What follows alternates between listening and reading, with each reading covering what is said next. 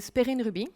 I'm an in-sum researcher in cognitive neuroscience working on dreaming at the Lyon Neuroscience Research Center, France. And as surprising as it may be, we are only few neuroscientists to address the issue of dreaming at the experimental level around the world. I am one of the maybe 50 neuroscientists around the world to address this issue either in psychology or in cognitive neuroscience, whereas hundreds of them are working, for example, on sleep. And this contrasts quite well with the great interest for this topic in the population of many cultures for centuries. One possible reason for this state of fact is that dreaming is a very difficult issue to address at the scientific level. Because dreaming is totally out of control. You cannot ask someone to dream on command. Just try, you will see. And for a scientific investigation, obviously, it is quite an issue. So this is the first point. But the second point may also be that it is still very difficult in 2016 to get some fundings to work on dreaming at the experimental level. And money is the sinews of the war for research or for anything else. But anyway, let's try to make you dream without putting you asleep. Here is the typical night of a young, healthy subject. During your sleep stages are changing according to repetitive cycles of 90 minutes. You enter first sleep stage 1 for 5 minutes or so, then stage 2, and rapidly after, you enter this deep sleep for quite a while, and it is only at the end of this cycle that you will enter the sleep stage, which is called rapid eye movement sleep, or REM sleep. And at the end of this sleep stage, another cycle starts, and this again until the end of the night. And if you awaken the sleeper during any of those REM sleep stage during the night, you will most probably get a dream recall. In fact, in average, you will have a dream report in 80% of those awakenings.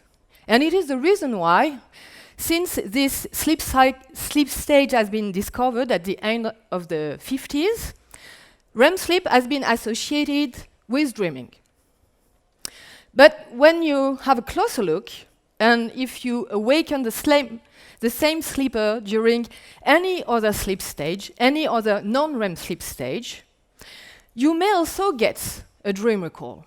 You will have less chances to have a dream report, but still, you will have one in average in 50% of the cases, which is for sure not negligible. And you will also have a dream report. It is also possible to have one if you awaken the sleeper in the first sleep stage, in the first sleep cycle, which means before he entered any REM sleep stage.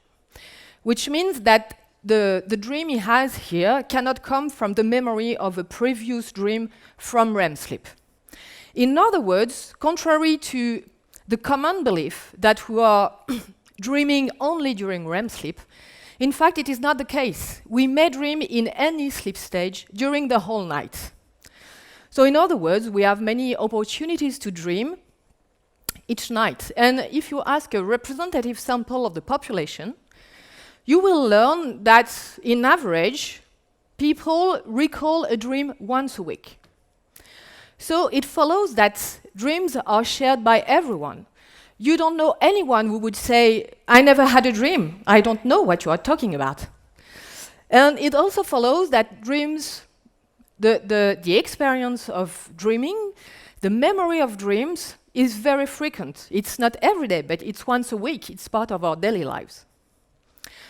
And for some reasons, dreams are considered not worth of interest in many cultures, which is very surprising and which is a big contrast with the amazing aspects of dreams.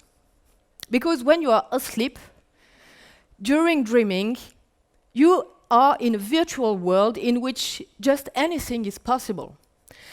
And to illustrate this point, I will present you some dreams which were drawn by the dreamers who dreamt them.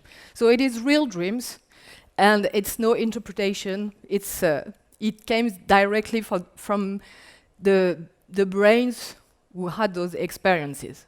So in this virtual world, you may travel or fly in some kind of amazing futurist vessels. You may also meet some supernatural creatures. You may enter a three-dimensional fractal world. You may be a ship shooting hands. You may also decide to detach your head from your shoulders to look at your back. And obviously, you may be attacked by monsters or fight with enemies. And yet, the only risk you take is to awaken in the case of a violent nightmare, which, by the way, are very rare in the healthy adult population. So, dreaming is a virtual world which is harmless, full of possibilities, surprises, and good time. And in fact, you may even take control of part of the scenario if you have a lucid dream, which means if you gain consciousness that you are dreaming while you are dreaming. And in this case, if you are lucky or if you train, you may manage to decide the action you want to do in the dream. For example, here, put back your head on your shoulders. And in the population, 12% of the person are having frequent lucid dreams. And if you are one of those, the action you will most probably choose during your lucid dream is flying. You may fly without any wings because you don't need some, or you may choose to change your arms into wings, whatever. You just do whatever you want. And in fact, this choice would be a quite good one because flying dreams are typical dreams, which mean that the majority of the person in the population had at least one flying dreams in their life. But still, flying dreams are not very frequent. And if you ask anyone in the population, you will find out that less than 10% of the person had a recent flying dream. So lucidity may be a good way to increase your chances to fly during your dreams. And if you are fed up of flying and still lucid, you may choose another enjoyable action and enter an erotic dream, which is, as for flying dreams, most unfortunately typical but not very frequent. And only 8% of all dream reports are erotic. But dreams are not only enjoyable, they are also a possibility to gain insight.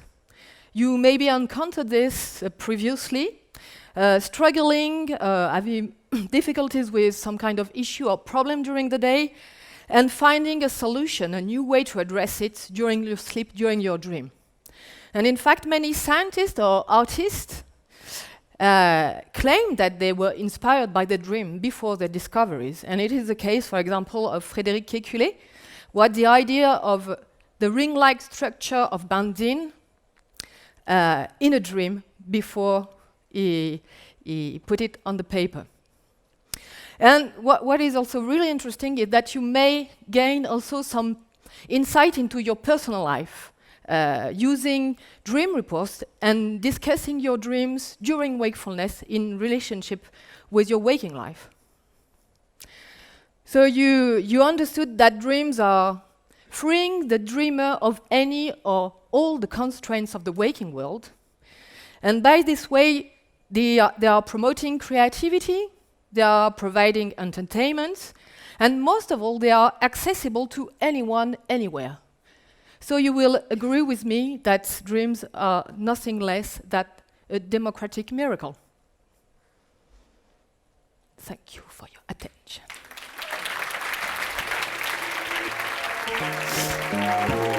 you.